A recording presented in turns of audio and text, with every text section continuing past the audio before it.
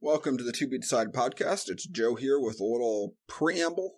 There was unfortunately some technical issues on my end. About half of the episode for me didn't get recorded. I only recorded about 20 minutes of audio, and altogether we had a 50-minute episode planned. I've had to cut down a lot of stuff, so if something doesn't sound right, it's probably because I had to cut it and edit it to make it work. So, apologize again, but listen, I think we've got a pretty good show anyway. No, it is not broken. So, Noob, how was your Easter? My Easter was great. Moved into a new place. You moved on Easter? Yes, I moved on Easter. That sounds horrible. It sucked a little bit. Traffic was terrible, but I got the new place for a good deal though. I get a 1-bedroom, 2-bedroom, 1.5 bath, 1,000 square feet for $16 a month with water, sewer, and garbage included. Why do you need a half a bath?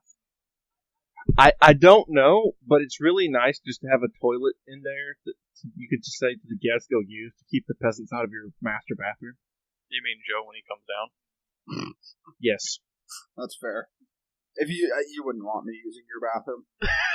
I do. This is true. Unholy things in the bathroom. Also, our toilets are kind of small, so I'm afraid you'd spill over the sides. So, That's mean. That is fucking mean. I had two very unpleasant experiences this weekend, one of which resulted in a lot of toilet time. Oh, Jesus. The first of which, I went to a Subway that had a drive-thru, right? And I asked for a BLT sub. And they said, do you want any vegetables on that? And I took that to mean, do you want any extra vegetables besides the lettuce and tomato that are in the title of the sub? No, they just meant in general. So I said no, got my thing through the drive-thru. It was a drive-thru, so I couldn't see them make it. Drove off, got home, and it was literally just bread and bacon. Like, that's all they had given me. So I ate that, and then I'm like, well, I'm still hungry. And, found some granola bars in my cabinet and ate like 4 or 5 of them, except they were Fiber One bars, not just regular granola bars. Oh, Jesus. Why do you even have Fiber One granola bars? I don't know. They were good. It was at this moment Joe knew he fucked up. Yeah. I woke up the next morning, I farted myself awake. And I'm like, hey, that was a loud fart. Oh, that's kind of weird. And then another one right after it. And I'm like, what the fuck? And then I'm like, oh god, I just ate 5 fiber bars last night. Oh my god, not the fiber. All the fiber. It was painful. It's one of those like sanding your ass down because you just use so much toilet paper. Jesus. What kind of toilet paper do you use? I was at work, okay? Oh. So it was probably the cheapest My work buys you could get, the 1-ply. Yeah, I know. My work buys the John Wayne toilet paper. It's rough, tough, and don't take no shit off nobody. Yes, I stole that joke from my dad. Are you proud? Is your dad proud of you? No. Please kill me. Are you making your daddy proud? More in fact, are you making your country proud? That was a stupid joke. I mean, is my country proud of my memes? Probably not. No. Oh, well then. Only if they're anti-Kim Jong-un memes. Anyways, welcome to the To Be Decided podcast. I'm Proteg, and with the guy that always plays second fiddle, Joe. Our guest for this podcast is the almighty Noob, who usually goes by Noob. Hello. What makes you so almighty, goddammit? I'm a professional asshole. That's fair. That is quite fair. Out of all the things I've used to heard used to describe you, that's probably the most accurate. Yes, I tend to be quite the asshole. How do you think that makes the people around you feel? I don't really give a shit. I'm an asshole. Fair. Alright, we'll just jump into the first segment right away. Gaijin added loot boxes at a War Thunder, because, nothing bad was happening around that controversy at the time. Does anybody care? Yeah, like what's left of the player base, mainly. Is there a player base for that game? Yes! Because from what I remember is you basically, unless you wanted to spend $1 billion hours grinding, you just had to give them money. I mean, if you wanted to convert free experience, that's the way you'd have to do it, yeah. It was... But you only get the free XP by playing it, so you might as well just fucking grind anyway. But but the grind isn't as bad as it used to be. To me, that game was always on the worst end of the free-to-play game spectrum, so I don't particularly care, I guess. Well, I mean, it got worse now. Well, except for the one good things out of it right now is it did what Steam tried to do a long time ago, which was do paid mods. But instead of this actually being a mod, it's actually a cosmetic item that you can get from these boxes that are made by the community themselves, which you used to be able to get for free, but no one else would see it. So now you can get them, and now people can see them, which, whatever, it's cosmetic shit. Most loot boxes are usually cosmetic, I don't really care about. In before anime tanks. That's a lot of those have been uploaded, but I haven't seen any into War Thunder SPX. Can I get tit tanks yet? Probably could, actually. The one thing that people are upset, though, about these loot boxes is that rare tanks are now you can easily get rare tanks out of these loot boxes, as in tanks you would have to get if you played in an event or something. So are these loot boxes that you get, do you buy the loot box, or do you get a drop and then you have to buy a key to open it? As far as I can tell, you can either buy a crate or it's a drop, and then you have to buy the key. Okay. So it's pretty much what CSGO does. Which I've always thought was a terrible system. But it makes them money. It makes assloads of money, but in general, for an average player, it's a terrible system. Because unless you're power gaming to try and get drops of keys, then I don't know if you can actually get keys dropped either. I think you can only get the crates. I think you always have to buy keys, but I could be wrong. Regardless, it is stupid. It strikes me as a low and dirty business practice to say, here's a free crate that you get just for playing, but you can't open it. I think you're assuming that they give a shit about what the players want to do. I've given up hope for anyone actually caring for the player base in a free to play or even a pay to play like CS:GO. There's a bunch of weird FPS free to plays that are coming out where they actually do care, and it's weird. One game that's coming out is Iron Sight, I think is what they're calling it. It's like the most cliche fucking name ever. But they're actually listening to the player base, and there is no microtransactions other than cosmetics right now. It could fucking change. But see, my thing is, I don't even mind microtransactions if they're not cosmetic. If it's a microtransaction that gives you a slight boost, I'd be okay with that as long as it's not game-breakingly bad. You're the whale. Yeah, I'm not okay with any sort of boosting. And I guess it depends on the game, but in most cases. And when I say boost, I don't mean like it gives you a god gun or gives you. I mean like 2 times XP boost or. That's different. Yeah. I mean, even then, but it's somebody's using money to advance faster. Sure, yeah. Like which I mean, that's for me as a person who doesn't have a lot of time to play these games. I value that because maybe I want to get into in-game, and I don't have hours and hours a week to spend actually playing the game. So if I can get a 2 times XP boost and rank up a bit faster, yeah, I may not be as experienced. I may do terrible at the higher tiers, but at least I get my enjoyment out of the game and I get my money's worth. They make money, and the only people who are unhappy are the people who had to grind, and the reason they grind is because they didn't want to spend the money. It's a time value trade-off that I think it works if you do it correctly. Couldn't you argue, though, that if a game is designed in a way that, let's exclude the existence of microtransactions, if a game is designed in a way that you have to grind for weeks and weeks on end to make any sort of progress, then it's probably not a very well-balanced game.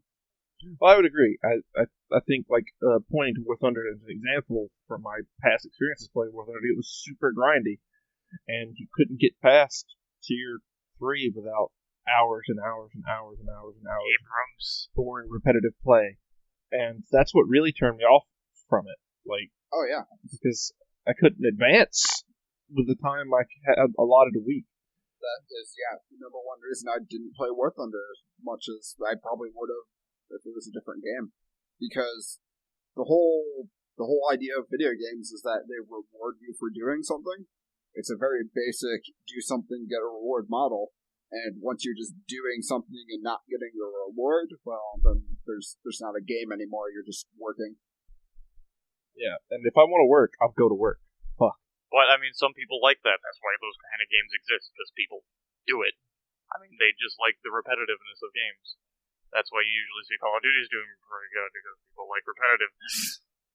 Call of Duty also has a reward system built into it. I mean, the reward system is you get a new tank.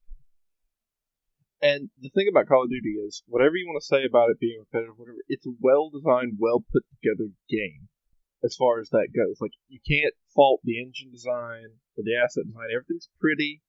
It usually doesn't have very many bugs on release. It's a well-put-together game, and people like that consistency. It's been a while since I played Call of Duty, but I think that might have Same. changed with some of the later titles. I know, like, maybe it's Infinite Warfare, or one of them had a lot of, like, wall running and stuff. A bunch of them did.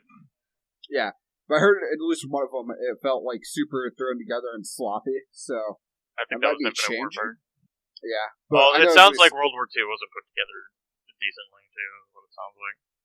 the last one I played a lot, being Modern Warfare 3, I would agree with you, yeah, they're at least polished. Modern Warfare They're polished. 3, I mean, the meme. they may not be super polished, but they have all the things that's necessary to make at least a decent game. And honestly, their story writing is relatively good. That's the one thing I actually enjoyed out of some of them. Some of the older I was titles. going to say the newer ones were quite bad. The newer ones, I agree, were really bad, and I haven't played through all the new ones, but I've played through most of the older titles on console, and the story writing was pretty good. I'm trying to think. I think, Modern Warfare 3 would also be the last story I played through. And it was alright. The most Hollywood of them all.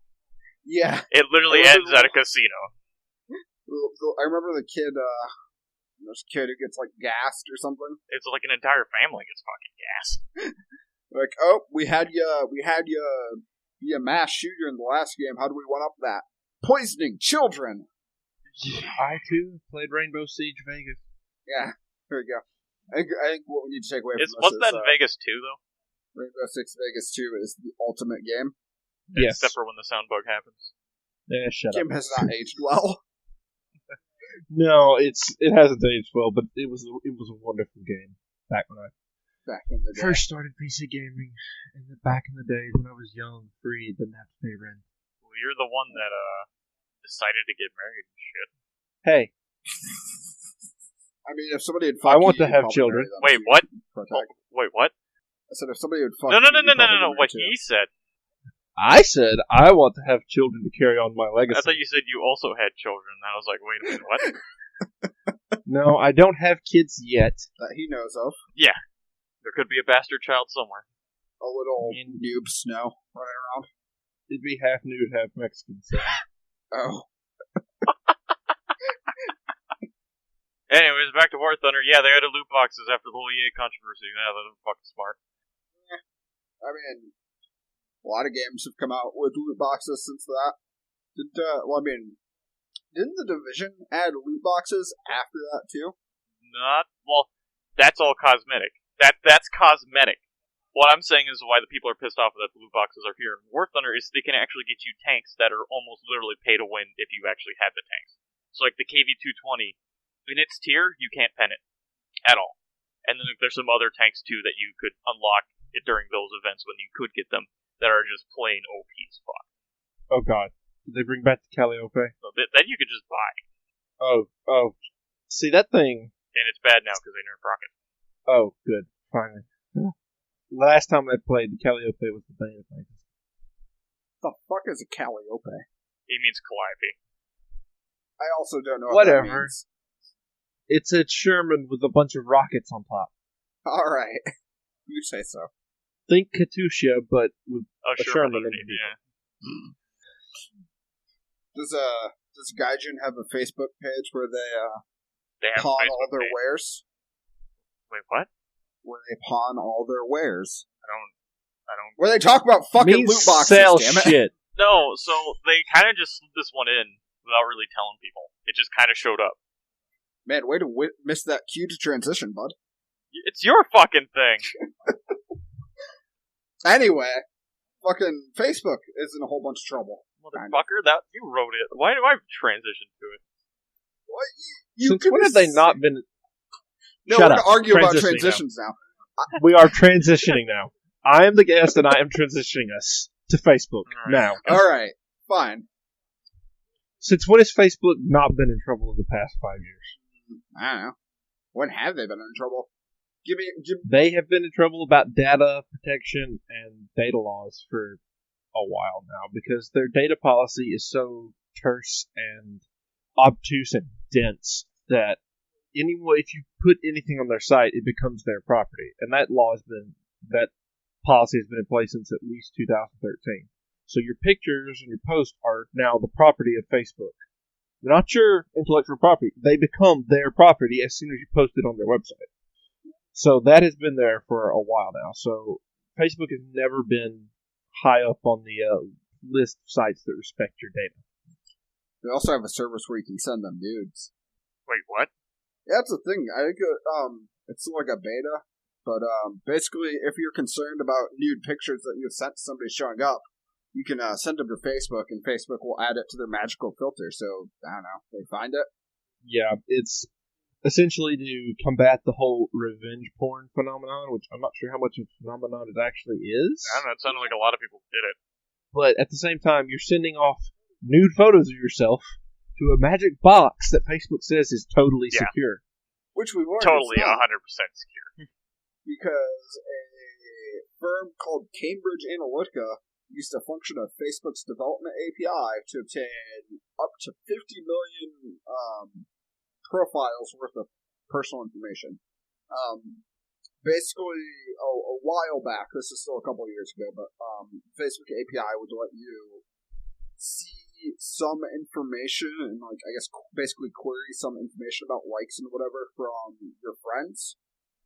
So, exploiting this in some way, shape, or form, Cambridge Analytica was able to get a shit ton of personal information, and then, using algorithms, they're able to build political profiles for all these people, and then, rumor has it, they supposedly use this information to create targeted political ads for the Trump campaign. There's not any solid evidence whether or not they actually did create any political ads, but the Trump campaign definitely hired them to do something. Which, they're an analytics firm, it could have been anything, really, but...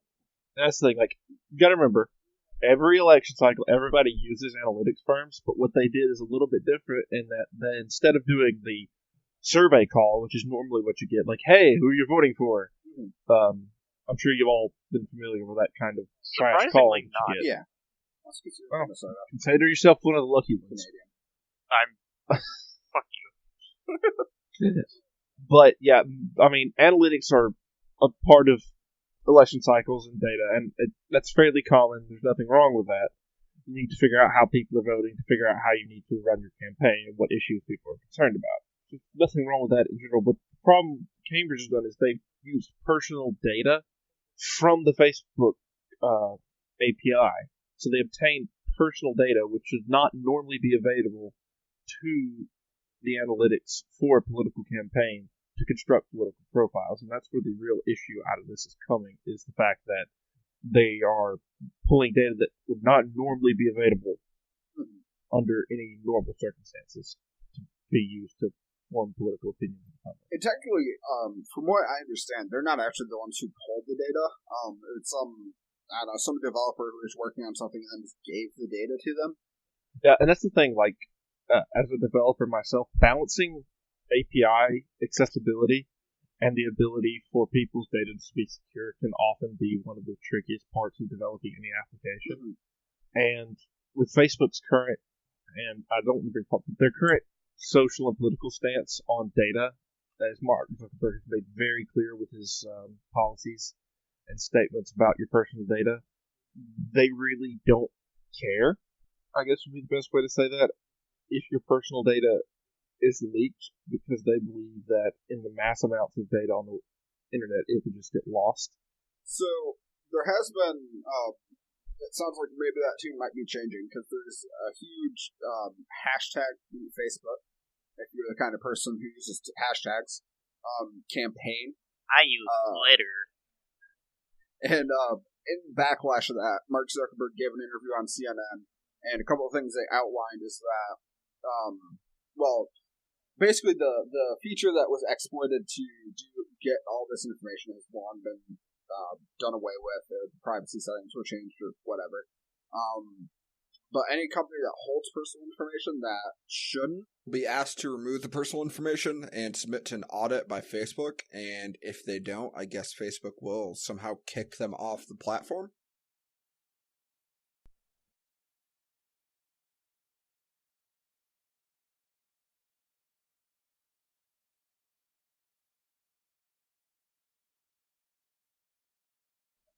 Well, the way it works is in Facebook. There's a developers group or conference type thing where you can submit your applications to the Facebook store, and they will appear as apps underneath the Facebook platform that run on top of Facebook API code, so that you can integrate likes and comments and share this to get a gift in the game into your application. And it runs on top of the Facebook API so that Facebook is running in the background while the application is running.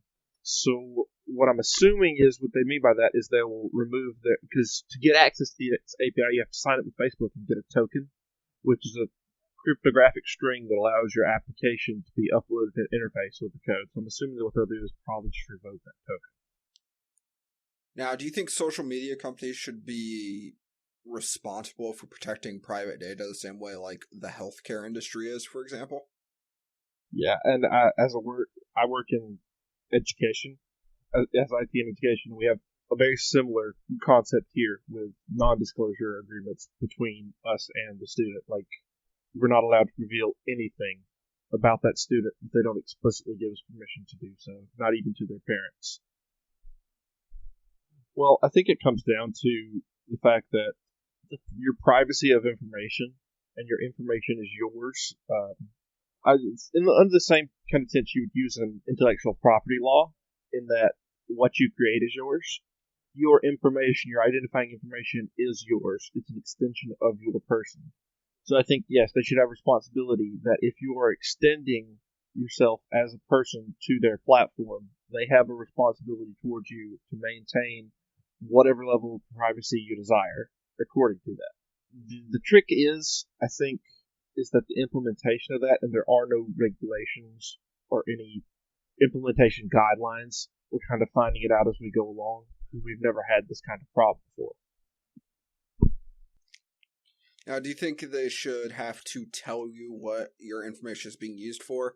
For example, you're being shown this ad because you liked this and followed this and searched for this or whatever? I don't know if it should be that specific. What I think they should do is say, okay, this is the information we expose publicly. This is the information we do not expose publicly, and allow you to change whether or not any bit of that information is exposed publicly. I think that would be the best way to do it. And I know there's a couple projects, especially with the more security-minded and open source community, that are coming down to, they call it a web presence checker, I believe. And essentially it uses the same technology as Bitcoin blockchain to maintain a list of what you specifically state is accessible to the public. And while it's an interesting concept, the problem lies in that not everyone is going to care. And to that argument I say, well, if you don't have anything to hide, why should they be watching? A lot of that data is going to be innocuous. Okay, how long does your phone call last? What can we gather from that? We can gather the average phone call times in the nation. But it's that little bit of personal data that is usually mixed in with this. That's where the really concern comes from, is because a lot of times what they're going to do in their defense is the data we're gathering is innocuous. You can't personally identify someone and how long their phone call lasts or whatever, but you can deduce a lot from who they called and how long they talked to them and what kind of tone of voice they were using. And it's that kind of personal data that is really the key of the concern here.